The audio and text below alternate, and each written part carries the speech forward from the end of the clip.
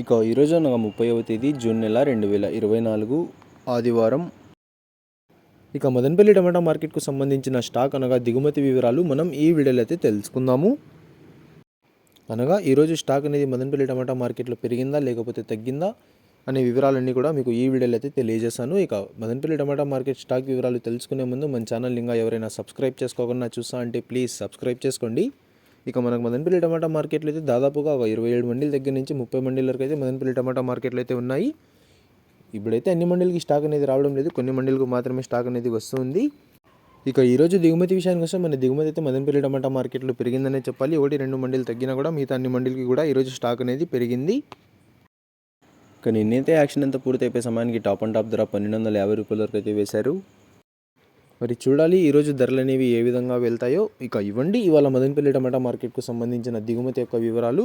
Information నచ్చినట్లయితే like చేయండి, share చేయండి. మన ఛానల్ని కొత్తగా చూస్తున్నట్లయితే ప్లీజ్ సబ్స్క్రైబ్ చేసుకోండి. Thanks for watching this video.